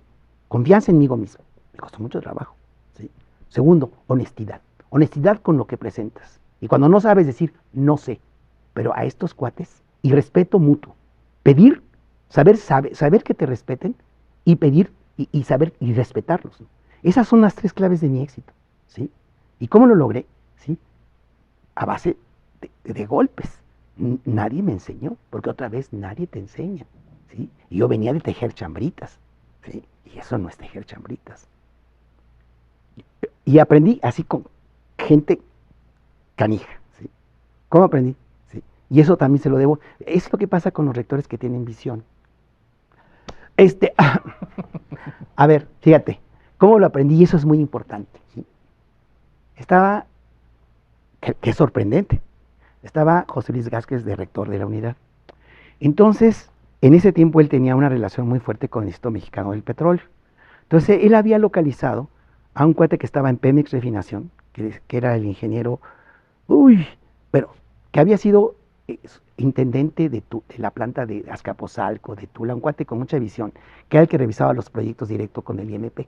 Era un hijo de las chichorras moscas, ¿sí? Porque su objetivo era, se daba cuenta que en el IMP muchas veces hacían las cosas así, nada más hacían ingeniería inversa y se los tumbaba. Y le tenían un miedo, el ingeniero, ay, se me olvidó, tenía un labio leporino que era canijo, ¿no? Y luego todos le tenían miedo, ¿no? Entonces, José Luis Vázquez lo invitó, le dijo, vino, entonces lo primero que dijo el ingeniero, ay, se me olvida, ¿sí? Dijo, llegó, José Luis Vázquez nos invitó a varios investigadores que podríamos hacer cosas de vinculación. Me acuerdo que a quien vi, Judith Cardoso, que hizo un proyecto con ella, que invitó a de polímeros que hacía cosas industriales, Alexander, Roberto Alexander, me invitó a mí, no me acuerdo a quién más, ¿no? ¿Sí? Entonces estábamos ahí discutiendo, ¿sí? Y entonces dijo, cuando llegó el ingeniero dijo, ¿a qué vengo? Vengo a decirles que ustedes son unos zánganos, ¿sí? Porque ustedes viven de todo lo que nos quitan a Pemex, porque él era de Pemex, ¿sí? Él tenía sus oficinas en una de la torre de Pemex ahí de Marina, ¿no? ¿Sí? Que vienen unos zánganos. Se levanta José Luis Vázquez y dice, cuidado, ¿sí? Te invito para mostrarte que somos capaces de atender problemas que tú tienes. Entonces, yo antes, como 6 meses, además cuando había sido mi profesor desde la licenciatura, ya está aquí yo fui el primero que compré junto con Alexander, el primer microscopio de fuerza, Scanning Tunnel Microscopy. Fui el primero. Pero con los proyectos de CONACYT que te daban, nada más nos alcanzaba, con 2 proyectos de CONACYT, nos alcanzaba para pagar la mitad. Y la otra mitad había que pagar. Entonces le fui con José Luis Vázquez y le dije, oye José Luis, pues apóyanos para comprar este microscopio, que va a ser el primero y todo. Me dice, sí. Le digo, pero te pago con cuerpo. Que me dice, ¿qué pasó? Sí, Nacho. Digo, no, con cuerpo académico. Entonces me acuerdo cuando salimos de eso, me dijo, ahora sí, Nacho, págame con cuerpo. Eso fue un reto muy importante. Porque además lo único que veía es hacer corrosión. Corrosión dentro de las disciplinas de la electroquímica es lo más empírico, porque el proceso es muy complejo. ¿Sí? Dije, ching, ¿sí? Entonces, ahí dije, híjole, porque sí, eso ya era una cosa. Y además con ese cuate había que hacer como, aprendí lo que es con la industria, gráficas de GRAN, que quiere decir que tú desde que haces tu proyecto, cada mes dices qué vas a entregar. Cada mes hay una revisión y si no cumples, de acuerdo al convenio, el 80% de lo que tienes y a la segunda haces lo mismo, te quitan el dinero y paran el proyecto. ¿Sí? Entonces, estaba entrando a un lugar en donde yo no había hecho, siempre había dicho que yo como electroquímica jamás me iba a poner en eso. La vida te se encarga de comerte tus cosas, ¿no? Entonces dije, ¿qué hago? Es lo que dice que es seguridad. ¿Pero qué te da la seguridad? La preparación. Me acuerdo que vi a mis brazos derechos de ese tiempo, Teresita Oropesa y Margarita Miranda, que eran mis estudiantes. Teresita ya había regresado de Francia, de su doctorado, y Margarita estaba haciendo su doctorado. Dije, ¿saben qué? Ustedes, una gerente operacional, o sea, que me ayude a hacer lo de laboratorio, y mi gerente administrativa. A ver, todo, porque hay un montón de facturas y todas esas cosas, porque la pedorrada de aquí de la rectoría no servía para hacer facturas ni nada, ¿no? Porque no tenía experiencia en eso. Y ahora, y 2 estudiantes donde vamos a hacer revisión bibliográfica y vamos a hacer cada técnica que vamos a hacer que nunca habíamos hecho, vamos, ¿sí? Entonces, mi éxito con esto es tu preparación, ¿sí? Y no desprecies nada. Y tenemos que entender qué pasa, ¿sí? Entonces, cada mes fue terrible. Mi experiencia es que en el tercer mes me dice el señor, me dice, oiga, doctor, ¿sí? ¿Cómo cree que con sus jarritos, ¿sí? Vamos a cambiar un proceso con las torres? Yo fui ¿cómo se llama? El intendente de Azcapotzalco y de Tula, y usted me está diciendo que con su jarrito voy a hacer lo mismo que cuando yo controlaba las válvulas de quién sabe cuántos litros. Entonces, antes ya había tenido algunos inconvenientes con él. Entonces le dije, porque nadie me cree, yo era muy decente, me sentaba con las puertitas cerradas. Con ese canijo aprendí a hacer cosas. Le dije, ¿sabe qué? Aguas, ¿sí? Nos respetamos, ¿sí? Usted firmó el convenio, ¿sí? Yo estaba que me temblaban los calzones, qué decir, ¿no? Dije, usted me respeta, ¿sí? Ahí está el convenio. Yo lo respeto. ¿Cuándo dijimos que le iba a entregar esto? ¿Sí? En 6 meses yo estoy ya en la planta, ¿sí? Pero ahorita, ¿sí? Eso es lo que me comprometo. Y le voy a demostrar que haciendo en pequeño las cosas, soy más eficiente que moverle las válvulas desde el principio. Ese es el resultado, eso fue el... Y ya cuando fue con Peñoles, que ya aprendía la negociación y esto, y con este cuate que no le podías dar la píldora, le decías una cosa y me decía, el mes pasado me dijiste lo contrario, Nacho. A ver, esto y esto y esto, ¿no? Entonces eso me retaba, ¿no? Pero entonces eso me hizo que confianza. Y lo que sí, honestidad, ¿sí? No salió, ¿sí? Pero me acuerdo, ¿sí? Con esto de la patente del oro y la plata, ¿sí? Por eso digo, ¿sí? Como o sea, había hecho sin hacerle una optimización, bueno, una cosa mucho más sistemática, pasaban 3 meses, no salía nada, ¿sí? Nosotros estábamos así. Y salimos de la reunión al mes y Ricardo Benavides me dice, Nacho, entonces, ¿qué chingados nos vendiste? Si no sale nada. Entonces, así, digo, es la seguridad. Mira, yo hago investigación. Yo me acuerdo 2 cosas que dije, no se me ocurrió así, ¿cómo se llama? Por intervención del Espíritu Santo, casi, digamos, ¿no? Dije, ¿sabes qué? Mira, hay 2 cosas, ¿sí? Yo hago investigación, ¿sí? Entonces, si ya salió una vez, ¿sí? Yo soy irresponsable de acotar los parámetros y que vuelva a salir. Y yo te voy a mostrar que voy a escalar esto, ¿sí? Hay 2 cosas, ¿sí? Le seguimos. O lo cortamos aquí si quieres, ¿sí? Pero a ti te corren, a mí no, yo tengo mi plaza. Entonces, o nos metemos al barco o te hundes, yo no. ¿Sí? Pero nunca había aprendido eso en lenguaje. Pero es la seguridad que tienes que hacer, aunque por dentro digas. Yo me acuerdo que después de eso pasamos toda una noche tratando de ver qué había pasado. Y gracias a Dios. ¿Sí? Eso es importante. ¿Sí? Es la seguridad que tengas en tu trabajo y la honestidad. Porque la otra cosa que sí era importante, cuando hicimos el convenio, que ya eran convenios por mucho dinero, la verdad, ¿sí? Me dice, oye Nacho, pero ¿cómo voy a confiar en ti si cada rato en la UAM hay huelgas? Le digo, no te preocupes, yo veo cómo, pero yo sigo trabajando. ¿Qué pasaba? En las huelgas, sobre todo cuando era cada año. Mira, contratábamos una camioneta, nos llevábamos todos los equipos y veía dónde mis cuates me daban alojamiento para seguir trabajando. Yo nunca paré, que esa es la otra cosa, la confianza. ¿Sí? Y eso, responder, ¿sí? Cueste lo que te cueste, ¿sí? Y me costó la salud, ¿sí? Porque cuando estábamos haciendo ya la planta para decir que todo funcionaba, ¿sí? Ya habíamos adaptado una planta piloto de los que tienen ingeniería, ¿sí? Y ya había puesto el piso y todo. Me faltaban 3 semanas ya para poner todo, adaptar la electricidad y todo. Y me habla Uriel, que en paz descanse, de ingeniería. Me dice, no, le hice a José Luis Nava, que era mi gerente en ese tiempo. Lo que aprendí con la industria es que tenía que tener gerentes y pagar, no eran estudiantes, ¿sí? Porque los estudiantes dicen, ay, tengo examen, papacito. No, aquí no tenemos exámenes ni nada. Yo te pago por honorarios del proyecto y entonces tenemos que funcionar, pase lo que pase. Entonces me acuerdo, José Luis era mi gerente en ese tiempo. Me dice, Nacho, para que ya vamos a poner esto y no se puede. ¿Sí? Porque dice que le vamos a robar su espacio que nunca ocupó, ¿sí? Así es que no nos da el espacio. Entonces que le hablo a Oscar Monroy, que era el rector, dijo, ¿sabes qué? No, Nacho, te voy a agarrar. ¿Sabes qué? Te hagas tonto, ¿sí? Ustedes como rectores están cada 4 años, ¿sí? Los profesores aquí es su espacio y nunca te lo van a dar si ellos no quieren. Entonces, así que me consigues porque yo entre un mes tengo que entregar esto. Eso hizo que mi salud, desde ahí, ¿sí? Como tuve un impacto, todo ¿cómo se llama? Mi metabolismo se modificó y desde ahí estoy jodido. Nacho, ya para ir cerrando, ¿qué significa para ti la Universidad Autónoma Metropolitana? Todo. Sin ella no podría ser lo que soy. Y lo digo con toda sinceridad. ¿Sí?